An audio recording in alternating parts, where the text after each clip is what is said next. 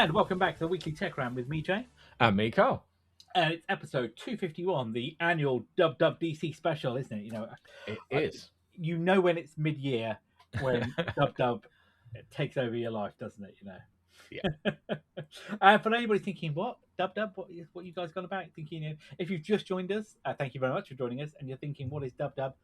Well, WWDC, or the Worldwide Developer Conference, is Apple's primary developer conference they do once a year, where they tell you all the new good stuff that's coming along for all of the Apple operating systems and software and services technologies. This year, interestingly, was, of course, Tim Cook's final WWDC. It was indeed. Yeah. And whilst we didn't get a handover as such to John Turnus, we did get a little farewell speech at the end, didn't we, from Tim? More on that later on, I guess. Also, today is Friday, the 12th of June, and today is the SpaceX IPO, isn't it? They're going to go public today. Didn't you say they're aiming for 1.8 trillion? Yes, apparently, based on the last funding round they've done, and sort of other, I guess, investment. Yes, and along with the planned purchase price. At the moment, it stands that their targeted IPO is for an estimated value of $1.8 trillion, which would put them in, straight away into the category of what the top 6 or 7 most valuable companies in the world. It would, yeah. Crazy money. I don't know if it's going to get there or it'll get there, but how long will it stay there? Well, actually, good point. I was just going to say that's exactly the question, isn't it? How long before that crashes back down to either a more manageable price? Because I think wasn't it the buy price 135? I think I said one or something like that. Yeah. That Eldon had set, and it'll be interesting to see whether or not that stays at or climbs. I think you're right. I think we'll see an initial rocket as everybody wants to get on board. And saner minds will prevail, and it'll drop off a cliff. And then I think it'll settle back down. Is my personal assumption. On going that way. But yeah, it should be interesting to see. I was getting involved with some of my other stock trading on an app called Free Trade, and like other apps, they were offering the opportunity to get in early and go for that. Yeah, I got that offer. Did you though? I didn't have. I wasn't going to really drop £500 straight up. No. I'd like to have done, if I'm honest with you. But I was a bit more like, I'm not entirely sure at the minute whether. Hold fire. Yeah. Hold on that point. So, SpaceX today, we know that Anthropic are aiming for later on in the year. We've got OpenAI doing the same as well. By the end of this year, there's going to be several new members of the $1 trillion plus company index, won't there? I think on that one. I will. Yeah. Well, going forward, the other thing I would say, by the way, and it's not in the show notes, but talking of SpaceX before I close out there, I've read several things this morning that are suggesting that some analysts say that SpaceX should go off and buy one of the top 3 carriers in the US. Because once they've done an IPO, they'll have a nice war chest, potentially. Yeah. And therefore, the opportunity to go off and pick up an existing carrier could be the way to get, D2D or direct-to-device, satellite communications going forward. I don't think they'll do that, but it was an interesting play. And it's certainly, when you see it from certainly different analysts, you wonder whether or not people are picking up the same story and going with it, or whether actually this is a play that the investors are looking for. But just want to think about. Or, and hear me out here, we could buy more Dogecoin and Bitcoin. Mm-hmm. He does like it, and he could increase his stuff there. It's the kind of thing Elon would do. Really? I don't believe it. No, I agree with you. I did see several. There have been several comments that have said this is going to be the largest pump and dump in history. I suspect so. Anyway, we'll pick up more on that next week, post IPO, where it comes from. So this week we have got quite a few stories to cover first before we get into the meat of the WWDC, which again was a slightly different one. About an hour and a half, wasn't it? Yeah, about an hour and a half this time. Yeah. All right, so let's catch up on a couple of things we've talked about over the last couple of weeks. Then, so Forza Horizon 6, you and I have both been playing that. My kids are loving playing that at the minute. they've released some stats, haven't they, on how many copies have been sold so far? Well, yeah, I mean, this is an estimate from a third-party analytical firm, Alania Analytics. But anyway, they are estimating that it sold just over 6.4 million copies across Xbox and Steam. On top of that, probably more than 6 million people have accessed it through Game Pass. Wow. I haven't actually bought it, but obviously I've played it on Game Pass. And the crazy thing is that doesn't include PlayStation. It's not been released on PlayStation 5 yet. That's due out soon. I don't know. If the previous version, I think Horizon 5 was launched 6-8 months ago, that sold, I can't remember how many that sold, between 3 and 6 million copies. Quite a wide one. It's hard to get concrete numbers, but let's just say that sold 3 million. So if we were to add a similar number on top of the current Horizon ones, that's a considerable number of people playing that. I have to say, I really love it. It's a great game. You know, again, first party on Game Pass just means that we're able to jump straight into it. I did drop £20 of night on the VIP pass. So did I, but I also had to buy. I had to buy 2 more copies though because Well, yes, my boys who desperately want to play it, they are not on Game Pass Ultimate, where you get it. They are on Game Pass Premium, where you didn't get it day one, and they were desperate to play it. They could only take turns in the living room on my Xbox, so I was like, you know what, I'm just going to drop some money and go buy them a copy each. So now they're happy and we can all play together. It shouldn't be that way, should it? It shouldn't have to be. No, it was even that. I was like, oh, but they've already got like 5-6 months left on their premium, and I can muck around and upgrade to Ultimate. But I was like, it's just easier. It's one game. I'll just buy it. Yeah, Twice. You know what? And actually, this is the reason why there's no Game Pass family account, isn't it? Because they make more money by getting you to purchase it the way they are doing it. But look, it is what it is. It is a good game. Really enjoying it. Only scratch the surface of it. It's super playable. And again, absolutely, a great result from the team over at Forza. Once again, you have delivered a great product. Look forward to playing it more. So we also, just the day before WWDC, we had the Xbox Games Showcase, didn't we? To show kind of what games are coming in the next year or so. And one I was not expecting, Crazy Taxi is back. I saw this. It was amazing. So Sega revealed Crazy Taxi World Tour. It's coming to Xbox, PC, Steam, PlayStation 5, Switch 2, everything basically, yeah. I think this is when was the last time I had a Crazy Taxi game? Oh, well. 2002, I think, according to my notes. Well, I remember playing it in the arcades, like you did probably. Well, yeah, definitely. And then I had it on Dreamcast, because it was one of the launch titles for Dreamcast. I think I had it on PlayStation at one point. Yep, so Dreamcast I had it. But all I can think of is, in the trailer, is the Offspring. It's just All I Want by the Offspring. They've gone them back. It's amazing. They're apparently going to be bringing some of the original era artists on board as well for songs, whether it's ones they've already made or new ones. Though there was some controversy in the Steam page. It does say that generative AI was used in development, which kind of kicked up a backlash.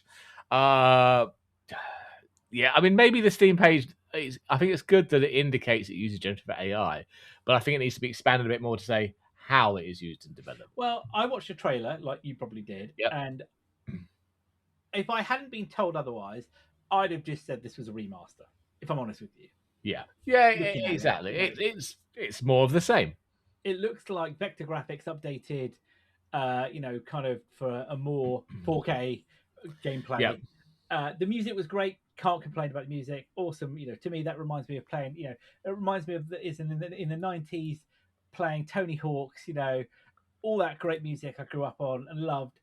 And this is the same. And it brought a smile to my face when I saw this. And will I buy it? Will I play it? Absolutely. Because on Game Pass, then hell yes, I'll be playing it. If it's on Game Pass, we'll be downloading that one. We'll have a go. Great fun. But talk about blast from the past, really. It was. This was a bit odd because obviously we've been hearing also about Xbox, the company or the subsidiary of Microsoft being more on any platform. So we kind of heard news that they did announce Gears of War E-Day, which is kind of a prequel to the other Gears of War games, coming out in October, day one launch of Game Pass. But we heard that it won't be coming to PlayStation 5, even though we had the previous game, Gears of War Reloaded, came out a year ago on PlayStation, sold very, very well. we'd kind of heard that this one was going to be. I think early material even had the PlayStation 5 logo, but Microsoft have kind of yanked that now and made it private. Yeah, so from what I can read, because it's going to be due out in October, the game is more or less finished. So they have a PlayStation version here. They're just not going to release it. Very odd, that, isn't it? Very odd. But I think that kind of goes in with Asher Sharma, who's now said that we need to have actual exclusives on the Xbox console. Yeah. So this one is ones they've decided to, make it exclusive. I mean, look, I'm not going to argue with her. She wants to turn things around. She's keen to ensure that, as you say, Xbox as a brand has that kind of that's polished, doesn't it? That kind of panache. And yeah, maybe this is it. Maybe you're right. We don't want to play fair and we don't want to be nice to everybody else. But on the other hand, yeah, PlayStation has had a long history of its own exclusives, hasn't it? And Sony aren't releasing this. Sony have kind of in recent years been releasing on PC, and I'd heard they're kind of pulling back on that one. Microsoft will still release on the PC. They don't view PC as a competition to Xbox. They kind of view it as, well, it's all Microsoft. You know what I mean? So, but not onto other consoles. Well, yeah, bit of a shock there, but not one we're talking about. I guess in the other final bit of news this week, then, talking about generative AI, is ahead of the OpenAI IPO later this year. Yes, there is now a rumor that the US government fancies taking a small piece of that pie for themselves, don't they? Taking might be the operative word. Yes, in the same way that they've invested in Intel invested in, isn't it? They're looking to. Apparently, they are seeing that. Apparently, the discussions that OpenAI could offer some equity to the US government voluntarily, which would allow the government to then create what has been proposed as a public wealth fund.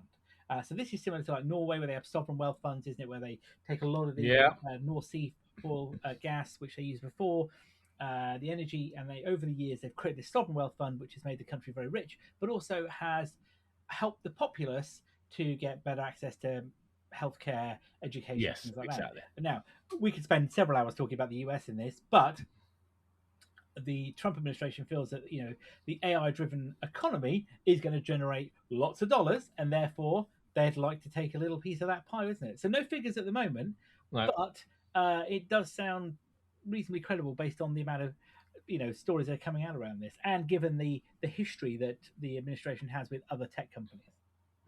Yeah. As you say, it kind of shocked us when they took 10% of Intel as well. So we'll have to see, but I expect it won't be the last we hear of the US government wanting to take parts of companies that it views are doing well.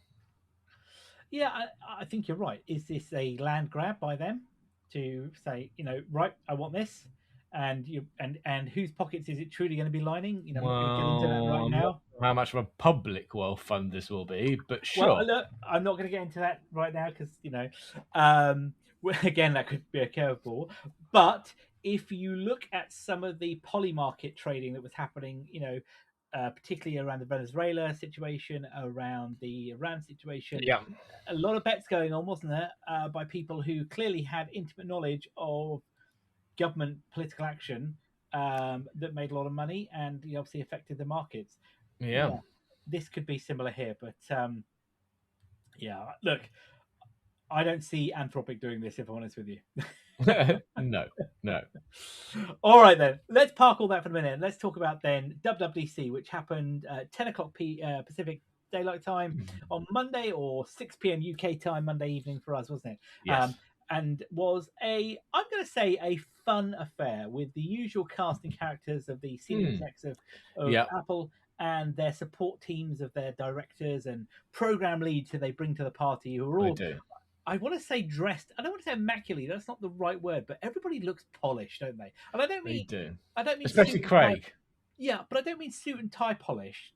I mean just effortlessly polished, Yeah. There was a lot of effort that went into that, but yes, it did absolutely polished. Craig, as always, looking the man. But he took, I love the fact that he had digs at himself, especially about him always wearing the blue shirts. That did make me chuckle. But look, I think WWDC this year was a bit different from last year and previous years, wasn't it? Yeah, it felt Usually we toned down a can't. little bit. Yeah, usually we kind of say, right, well, here's iOS, we go through this, blah, blah, blah, here's macOS, etc. This time, I think it was probably 80-85% all talk about AI and Siri AI, and very little on the actual OSs. Yeah, I think that's a good point. They didn't, before we've had a section on iOS, we've had a section on macOS, we've done Vision OS, haven't we, or watchOS, and it's Yeah. been very clear definition between the other. What you might find though is there are features that show up. Oh, this feature will also be available in macOS, but then they'll move seamlessly into the key features of the OS, and they'll talk Yeah. about. And before they had, the sections where you'd have that. Do you remember those slides that would come up and it would show you all the features on a single slide, Yes. wouldn't it? And they'd blur that nicely into now, handing over to whoever who was going to talk us through, what blah blah blah. But you're right, this didn't feel like this. This was we're going to tell you about software, and Yeah. some Yeah. of these software capabilities appear on iOS, and we're going to demonstrate that it's on iOS because I'm going to hold a phone in my hand, isn't it? Yeah, they jump back and forth between OSs, but I think probably the reason for that was I kind of got the impression that this year is a polish year for the OSs. They spent a lot of time fine tuning and optimizing the OS and fixing bugs, which they haven't done in quite a while, have they? So maybe there were less big wow features to talk about other than Siri. Maybe we should talk about AI first. I think it's look, that was the whole thread, wasn't it, that ran through the whole thing was Oh, and I've said her name. She's now telling me all about AI. Shush. By the way, did you know? I found this on. I can't remember where I saw it now. I wish I could attribute this. Yep. But there's a thing in the Apple keynotes that when they mention her, they change the sound profile so it doesn't set off people's devices. Yeah. Well, clever. Like I think they do that in TV adverts, don't they? With the yeah. Amazon one. Yeah. Yeah. Sorry, as you set yours off. Yeah, she went off on one. Tell me all about it. So, but yeah, look, the big one is we've been waiting for this for 2 years, haven't we? Their agent, their assistant, was promised to be a radical overhaul 2 years ago. It never happened. It wasn't delivered, and it looks like it's finally going to be here. But I'm going to caveat that because it's not going to be available till later in the year, is it? According to what they said. So it's not going to be day one, I don't think, when this is released. But a lot of what they've gone through was all the stuff we talked about 2 years ago. So it's having that context about you as an individual and using the AI for that. Obviously doing a lot of it on the device as well with the Apple's cloud AI service. What were they called again? The private compute, isn't it? Private compute as a backup for the more demanding tasks that require that extra oomph. Obviously, this does go hand in hand with Google's Gemini. Though, was that actually mentioned?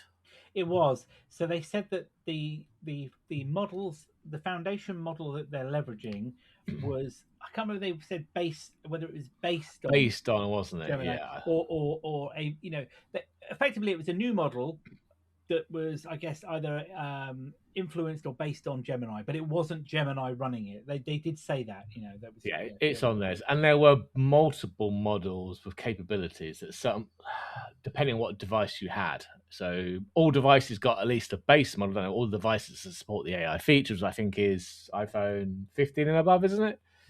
Yeah, that's a good point. Written down here somewhere. We'll come come back to that one. Yeah. And then there are larger models that can run on more capable devices, such as the new Air, the Pros, M4 or later Max, that kind of stuff. Which has, I think, the deciding thing is how much RAM you've got. Well, and also the ability to support local language models on the device. Yeah, so I suppose the generation of neural engines as well as how much RAM you've got on that one. Yeah. Again, they were leaning hard into privacy, saying, Craig was like, well, we believe privacy in AI is non-negotiable, so they are leaning heavily on that one. And what more to say? I mean, it was all about the context on your device, and well, I think you're right. It was context of the device. We got local language models here. Again, let's be honest. Let's go back 2 years. This was everything that was announced pretty much 2 years ago, wasn't it? In WWDC 24, and you've got more context aware She Should Not Be Mentioned. The ability to more customizational, wasn't it? It Yeah. becomes they're making an ecosystem with it, and with the new Siri app as well, isn't it? That brings in Yeah. dedicated capabilities there as well. So I think, and again, the embedded part of it as well, how they're now embedding Apple Intelligence into all of the system apps, which again, I'm pretty sure they were meant to be doing that, 2 years ago. Well, But yeah, and it was meant to be there for third-party apps as well, wasn't it, to be able to use yeah, that? Some of the cool things they showed off, they were showing off the generative image generation kind of stuff, weren't they? In the photo tools around cleaning up, extending and reframing the picture. that's So right. Yeah. if you've got some of the later iPhones now, if you take a photo, you can do, Carl, it's not live photos, but it can kind of become 3D. It's like depth of field in the photo, isn't it? You can Yeah, kind of move, the spatial. slightly to the left or the right and see a different perspective. So they've kind of extended upon that, along with the ability to reframe it, so you can expand the image out and it will fill in the stuff that wasn't taken based on what's in there. So you can use that to kind of move the people around the image, I suppose, or move the image around the people and extend out and maybe change the angle slightly, all after the fact. So pretty cool. One thing I wasn't entirely on board with was it being able to change all your passwords. Well, so I've heard different things about this, as in different people's views on it. And part of me is thinking, you're right. On the other hand, you know, the agentic element, this could go very wrong. Would you trust She Should Not Be Mentioned to go off and change all your passwords when you can't trust her at the minute to look up Yeah, something? and then remember to save it back to your key store, Well, yeah. And is it so you can going actually still to, get in. I mean, is it going to do 2FA? Is it going to pick up the text message that comes in, or the email link that says Yeah. changing passwords, whatever? So look, I'm not suggesting it's not going to be a good feature, and actually for a lot of people, let's be honest, that's the hardest part, because loads of people have had this situation where it says your passwords are out of date. You go down the list and there's loads of them, and the hardest part for most people is, oh my god, there's so many of them, I've got to go through this line by line to fix it. Whereas this, in theory, could help them. I But don't know. Look, I think the majority of people don't even use a password manager still, and I this is don't going know. to rely on you having actually used the password manager and having the passwords in there. So I think if you've got to the step where you are using a password manager and generating random passwords for each website, I think you're 90% there and probably don't need the AI to go and I don't know. change I anything. don't know, because lots of people. Yeah, I agree with you, but lots of people would have started using it, writing stuff in. I looked at mine the other day and I realised there was quite a few in there that it was telling me needed changing. But interesting, you said about the password. I mean, my father-in-law, who's not the most technically astute person Yeah, in the world, the other day, whilst I was helping them fix something on their iPad, long yeah. story, leant across to my mother-in-law and said to her about, because she was saying about passwords. Oh, you can use the thing on your phone to save your password. And I was like, sorry. I was Well, like, so yeah, I get your point, but look, I think there is some use to here. I just would want to ensure that it's executed correctly. yeah.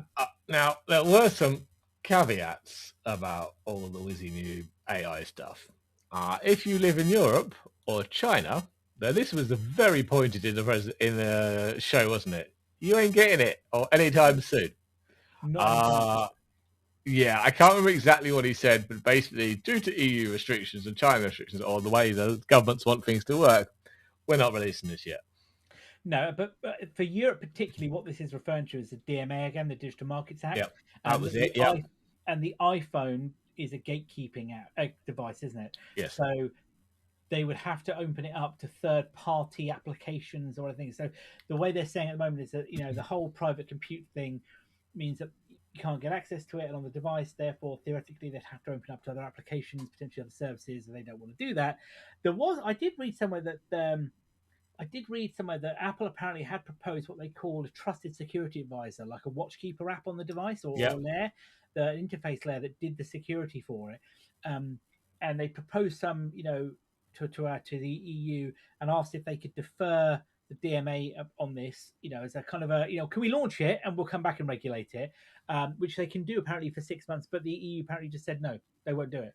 And I guess the problem there is that Apple then could be effectively get to the end of that 6 months and say, oh, no, we're still not ready, and not have it apply. And they're still then 6 months ahead, aren't they, of the competition on a lot of things as well. So Yeah, I guess there's a few things here. Apparently, though, the new AI stuff that we're talking about, which is also in macOS, isn't isn't blocked because macOS is not a gatekeeping. No, Um, okay. yeah, Hmm. yeah. Ininteresting. Indeed, Yeah. China. It's just China. Let's be honest. And yeah, China is China. Yeah, you're right. Yeah, so there were more caveats around requirements on devices, weren't there? And kind of find some of it a bit really. Okay, so remember, this was meant to be launched 2 years ago, Yep, and the 15 was the AI phone, wasn't it? it Well, does. if you've got a That's right. 15 like me and you won't be getting all the AI features we were promised 2 years ago. No, nope. Some would say that was trade discrimination, or whatever you call it. Missold on that one. I'm sure there will be a class action lawsuit against it. But Apple are saying that even with a 15, because that was the first AI phone, you will get AI features, just not all of them. No, you need a minimum of 8 gig of minimum basically a minimum of 8 gig of RAM on the device. To Um, any AI. and then to the new models, a minimum of 12. So basically, Yeah. that means you need a 17 Pro or an iPhone Air, interestingly, Yeah. an iPad M4 or later with 12 gig of memory, a Mac Air with an M3, and again with more than 12 gig. So even the Neo isn't supported, and of course that's just come out as well, isn't it? One of the new devices that isn't even Yeah. supported. I think I'm sure there's someone else saying well, he's got an M4, but because of the several versions of the M4 on the iPad, I should say, Yeah, he's only got 8 gig of RAM, not 12 gig. I mean, yeah, I mean, my phone, neither of the phones we've got are going to be supported to it. No, nor is my iPad. Well, the 'Cause I can only watch. 15s, we've got 8 gig of RAM on the 15, so we'll get AI of some sort. Oh no, But no, we're on the 16. What iPhone are we on? I can no oh, 16, aren't we? we're on 16s. Oh, I can't remember where we are now. Yeah, I think we're on Oh, we're on 16. 16s, are we? Yeah, Well, 18's yes, coming out. Yeah, so we're on 16s. Yes, you're right. So we so will you'll get get the it because we've got basic. 8 gig of RAM. Yeah, so you'll get no, but you'll only get the basic. Yes, I mean we will get Yeah, AI, but not the full lot, even though it was no, sold as the AI phone. correct. But you won't be able to use the new capabilities in iOS 27. Effectively, you'll But get they're the not new. basic. They were meant to be here 2 years ago. Yeah, so I mean, like I say, my iPad's not going to run it. Our Macs will, of course. Yeah. But actually, my M2 Mini, which I've got staring at, won't run it. No. Even though that's an M2 and it's got 24, no, this 32 gig of RAM, it won't run it. Crazy, isn't it? Really Yeah. crazy. Yeah. I have a feeling there may be some class action lawsuits around that one in the US. Yeah, people will litigate over everything, though, won't they? To be fair, But I'm kind of with me. If you bought the one we did and it was labeled as the AI phone and all these features would be out shortly for it, and then when they finally come out 2 years later, you can't run it on your device. I think that is mis-selling. perhaps so. Yeah, perhaps so. I guess In this there is particular that. case, I don't agree with every case, and I'm certainly not going to sue or get any money out of it. I just think you sold it as the AI, your first AI phone, and you'll have all these features, then you haven't delivered on it. No. So look, I'm curious to see where it goes, but given that the iPhone 18 should have it, I'm hoping we'll get to I explore hope it. it'll have it. Will the iPhone 18 or will it only be the Pro have it? That's a great question. I suspect maybe the Pro, but who knows? Who knows? Don't know. Also, if you do have a device that can run this, you might actually be restricted on what you can use. So Apple did kind of indicate that heavier tasks, certainly around image generation, will carry a daily usage limit, didn't they? Yeah, Because they're using the powerful server models. Like some of the image generation stuff, especially reframing and that kind of stuff, you were doing it on the device, but then it's sending it off to a server to be kind of finally rendered and then brought back to you. So that may have some limitations. But if you are an iCloud Plus subscriber, we don't know what tier, I'm going to presume not the 99p a month one, you will get higher usage limits. yeah, and that's going to come, isn't it? And also, not surprising, given that Apple are going to want to sell more services. So it's no different if you're a ChatGPT subscriber or you're a Claude subscriber, is it? Yeah. It's exactly the way it's going to roll. But I think for most people, the basics will be there, won't they? They'll be able to use them, and a lot of people are already subscribing to the higher tiers on iCloud as well. Really. Yeah, I still know a fair few people though who go, like, I'm not paying a monthly thing for iCloud. Okay, but then they come to me, they're like, I've just got a new phone and I want to move all my stuff over. And I was like, well, you need iCloud for that one. Well, yeah, I'm exactly. not. I'm not getting into a whole backup to my device and back that way. I was like, sorry, No, this would be seamless for you if you just paid for a bit of iCloud allowance. Oh, exactly. my phone's broke. I can't get my photos. Well, you didn't pay for iCloud, so where have you been backing them up? Oh, I haven't. And I also look at it. I've been we've got the iCloud One service, and all the kids are on it, the families on it. So everybody gets the benefit, and it saves money because everybody gets to access. And to be honest with you, the Apple Music piece of it alone pays for it because everybody in the house is using Apple Music. Yeah, I don't have Apple One, but I do pay for the 2 terabyte iCloud storage. subscription. Yeah, so all the photos are backed up and all that kind of stuff just works seamlessly. I don't have to worry about it. No, you don't. No, you don't. So what else did we get then on the dub? We got Yeah. iOS 27 obviously announced. We got all the 27s. All the 27. Excuse me. How dare I say otherwise? Yeah, just 27 we got, and obviously we got Mac OS Golden Gate 27, didn't we? We did. So with the little snazzy little intro with the love bug, the love bug, the VW camper, wasn't it? All done up. Was. Yeah, came in. They basically said, well, they haven't said there's not a lot of features, but there are not a lot of new features. I'm going to say that now.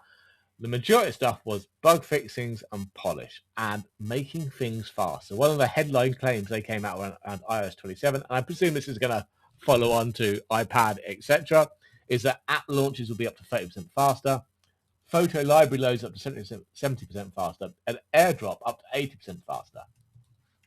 Plus other smoother Wi-Fi, cellular handover. They've optimized the CPU schedulers. There's tweaks to liquid glass on there. There's now going to be a transparency slider. So you can go away from like kind of ultra clear to kind of fully tinted or anywhere in between. So you can set it how you like it. They've revamped some of the icons. Search is meant to be a massive improvement again, haven't they? They've kind of seemed to rebuild that from the ground up. Yeah, and they were saying on older phones, it'll feel. Yeah, and these will all fall back to older phones as well, won't they? Even getting things faster and the CPU scheduler, that will benefit the older devices massively. And as somebody with an iPhone 12 here running iOS 27, I said to you, I think just after installing the beta, I said to you I couldn't believe how smooth the phone felt. Well, kids like that. 3 of our kids have got iPhone 12s, and one of them's got a 13 or 14. I can't remember which one it is, but iPhone 12 is our base one, so that they'll appreciate that. Yeah, I was really impressed by how smooth it felt. And it's a beta. It's usually not that smooth or optimized on a beta. And so I'm saying, and how more responsive it felt. They have to say that I'm interested to experience how it works with the AirDrop piece, because that's definitely something that becomes a bit of a pain in the rear end, doesn't it? When you AirDrop stuff and it takes forever, or you're sending something in a message, and that the one picture that's large, all of a sudden drags the whole message train down, doesn't it? So these things are really good. I'm definitely here for that, if you know what I mean. You mentioned that sending photos, and that wasn't just related to AirDrops. So say you're sending photos and other messages in iMessage, it will now show your progress bar for each one, which is brilliant. Which you'll know what's holding things up. So quality of life improvements like that, I think, really, really going to help. They haven't raised the hardware floor for this OS. It's still going to stick at iPhone 11 and 2nd Gen SE as the minimum. So that's the same as last year. They didn't show it on stage, but I read there's customization like pinnable control widgets coming to the cameras. One thing that's going to be really, really annoying is that if you want to use any of the new AI stuff, it's a pull down from the top in the middle. Oh yeah, exactly how you used to get your notifications. Yeah, that's going to break muscle memory for a lot of people. That's been like that for 15 years. Yeah. Now you have to go to it's a left-hand side pull down for notifications, right-hand side for control panel, like it has been for a long time. But yeah, in the middle will get you AI if you've enabled it. Yeah, that's going to be a real pain in the rear end to get that up and running. And I think a lot of people are going to be like, what is going on? I can't get my phone to work, and the simple Where are my notifications? just move your finger across, that kind of stuff at that point. So no, look, like I say, there, it was a massive part of it. There was hundreds of new features that were announced as well. Loads of things that were just small features and fixes. Again, like you say, a lot of this is polish, isn't it? A lot of it is fixes and going forward, going from that way. So again, kind of same thing with iPadOS 27. Yep, again, it would have got all of that. Yep, we got all of the same capabilities that iOS 27 brings across, particularly the performance piece. A couple of interesting points there, and you probably saw them too, was things like the menu bar is now kept on screen at all time you can do. Again, there was nothing really massively unique to the iPad, was there, again this year? Again, just the same upgrades and polish that we saw in iOS 27. But I don't know. I think again, I'm happy with it. I'm not too worried about that. I'd rather it works well, if you know what I mean. Exactly. We've been saying this for a while. We could do every year where they just polish stuff and make it work better, and not some of the silly and stupid bugs we come across. So I'm all for let's take a breather and fix some stuff. Yeah, no, absolutely. So watchOS then. What did watchOS bring us? They barely. I don't think they even mentioned it in the announcement. No. So obviously we will get the AI coming to the wristwatch for the first time. Workout Buddy gets a kind of an upgrade. You don't need a phone nearby now. Workout Buddy will work on your phone by itself, standalone. There's some new women's health tracking stuff. Flag patterns suggestive of like perimenopause and menopause. Which they did talk about. They brought that up though. They did. That's one of the things they showed, wasn't it? Yep. So that's all. Anything for better health. I'm not sure what else. There's bound to be more stuff, but they really didn't speak about it. No, so again, there was the key things, like you say, mainly it was battery efficiency, wasn't it? You say the health aspects there. Workout Buddy was one of the key things they mentioned, or was shown, which is the thing when you're using, your phone and your iPhone and your Apple Watch, which tells you things like, when you start a workout, it talks to you, it says like, the key intervals, it tells you things. That apparently all is going to run on the phone now. Sorry, on the watch now, not the phone. So again, trying to split those devices, I think, and provide more capabilities. I'm not sure about some of the AI capabilities they talked about, which are going to run on the device itself. I wonder the Apple Watch doesn't need all that AI. No, that could just be me, But actually, one of the big things here, though, was they dropped a lot of support for older watches. They have a massive. So no Watch Ultra. The original OG Watch Ultra's dropped. Series A, SE2. So this starts at Series 9 and above. If you want to use any of the AI features, you need a Series 10 Plus, a Ultra 2 Plus, or an SE3. Yeah. It's inevitable. It's odd to see the original OG Ultra dropped, because the Ultra 2, as far as I'm aware, didn't change any of the chips. Don't think it did it really? No. I don't think it did. So why have they dropped that? But it's basically the same as the Ultra 2. I don't know. There must be something there that they feel. I don't know. But yeah, Sony paid a lot of money for an Ultra 1, and it's basically been dropped. Yeah, I mean, it'll still work fine. You'll still going to use it. But yeah, you're right. If you want to get the latest OS, though. Yeah. Considering a Series 9 gets it, that's an odd choice. And maybe there'll be clarification on that, and maybe it's a mistake or something.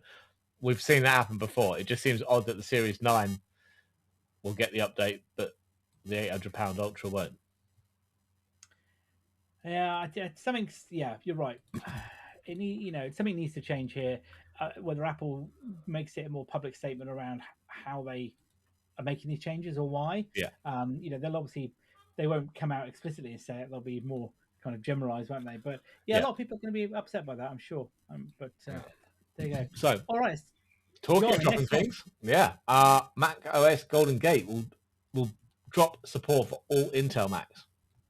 This is the first one exclusively running on Apple Silicon. Look, this had to come, didn't it?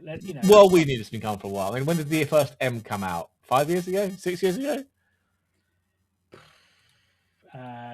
20, yeah, must be 2020. I think 121. Yeah, so we're what 6 years ago. Yeah. So they finally dropped support for that one. Again, a lot of this is about quality of life improvements. They've rebuilt Spotlight on the phones. You'll have the refinements from liquid glass. One big showstopper for me: iPhone mirroring. You can finally resize the window. This has been my biggest bugbear since I got a Mac. I was like, great, I can access my phone. What do you mean I can't make it larger? I'm on a 13-inch MacBook Air, and the phone looks tiny because I can't expand it out. I mean, I don't need to change its dimensions. I just want to make it bigger. But apparently that wasn't possible for many, many years. But now, finally, it will be. And not just make it bigger, you can actually change the aspect ratio. And the apps will adapt. And so if the app supports are being recompiled for iOS 27, they can switch between like an iPhone and an iPad layout on the apps by just extending the mirror. Like you say, it's been a long time coming. Why wasn't it there in the first release? I don't understand. Even if you just disregard the aspect ratio, just the fact that I want to double the size of the screen so I can more easily see it. Why was that not there in the beginning? It's just bizarre. But yeah, fixed finally. Huzzah! Yeah. I'm struggling with this one. They didn't say a lot again. It'll get Siri. Well, yeah, I mean, you get Siri. They've upgraded all the system icons, haven't they? On there, they talked heavily around. In fact, the worst thing they started was around the I can't remember was she a VP or director, the lady who came on. She talked about basically the first thing was the team sat back and looked at the OS and decided, look, there was nothing outside of the realms of possibility that needed to be reviewed or checked. There was no kind of bad thing there, so they came up with all these different things that they've fixed, haven't they? But the key things, liquid glass improvements that they introduced in Tahoe, brand new kind of liquid glass layers on the icon apps, which are great. The window corner radius is finally fixed because there was inconsistency, and I can see it now. The corners don't line up, and it's really they don't. She should not be mentioned. AI will be in Spotlight. So it'll be similar to how it does on iOS. Again, we saw that. Visual intelligence now is getting an overhaul and dedicated keyboard shortcut. Again, the Apple Intelligence theme runs back through the writing tools. Safari was quite interesting. Did you see anything about the Safari automatically grouped tabs based on context?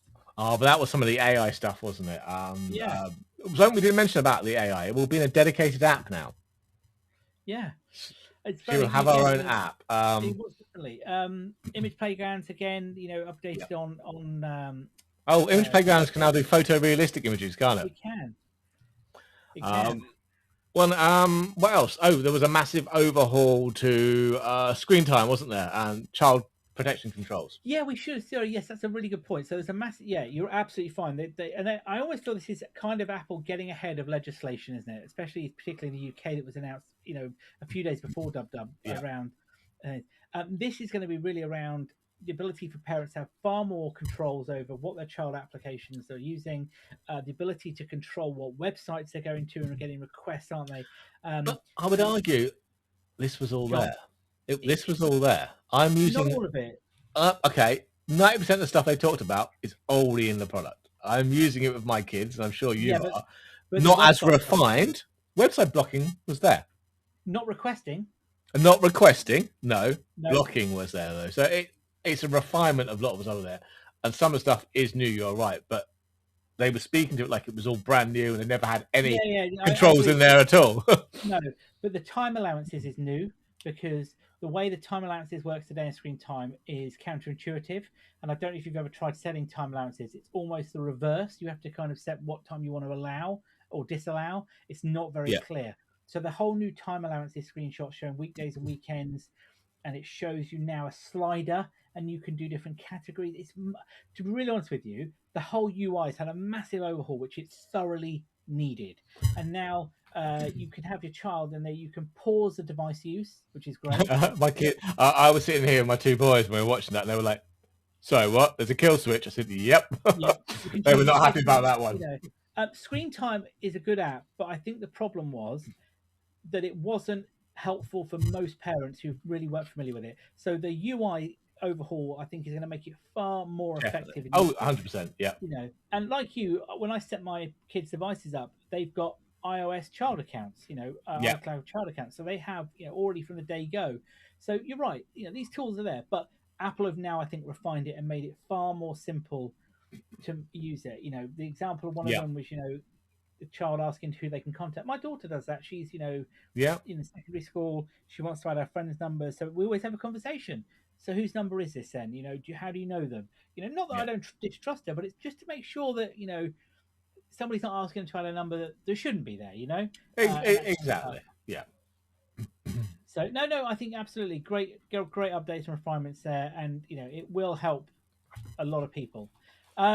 So the other thing in it was, after the keynotes and the betas were announced, people started downloading them, like we were talking about, and of course, unsurprisingly, people have been having a look at the code base, haven't they, as well? Oh, And yes, they a have. few little surprises have come out. Well, I guess not necessarily Not a surprises. surprise. And we Um, kind of talked about this, and we were expecting, if it wasn't just a flat out talking about it in the show, we expected there would be hints. And there were hints. The resizing of the mirroring on Mac, and where the app dynamically jumps between a phone and an iPad one. Well, where else are we going to see that one? Would it happen what to device is be that? the Fold or the Ultra, whatever we're calling it?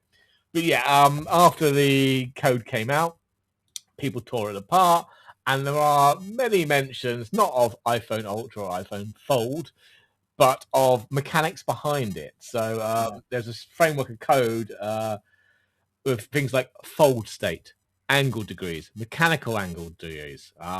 When are we going to get any of those in a phone, unless it's a foldable phone? So they were all kind of key ideas that, yeah, there is a fold coming. Pretty sure it'll be in September, but this has got all the code in it for handling. Is it closed? Is it open? What angle is the at, and all that kind of stuff? All the kind of things you will need when we have a foldable phone. Which again, whilst they didn't release any new hardware at DubDub, and it's very rare for them to do that, that we kind of talked about this, didn't we, before? Yeah. That they're gonna not necessarily reference those new devices, but she said the feature sets and the states and all that kind of stuff is going to be in there on that front. So look, not really shocked about that, but it is kind of validated that this device is definitely on its way and will be in the hands of you, I'm sure, in a few months' time. Fingers crossed. Well, we've covered a lot of stuff there. There's loads more things to cover, but those are the kind of things that we wanted to pull out this time round on DubDub. Again, it was a good show, but like you say, Diff took a different direction. It'll be interesting to see what happens next year with John Turnus in charge and whether or not they rip up the rulebook again and they do something different. I suspect we'll probably still see more of these keynotes. Well, one thing was interesting, by the way, when they did a lot of the AI shots. I don't know if you noticed, they did it in a single take, so it was slightly slower in terms of what was happening on the device. Yes. But it wasn't like cutting away, was it, and showing the device on screen? No, and making it look faster than it was or anything like that. It was, there were one or two moments I was like, is it going to do something? Yes, it did.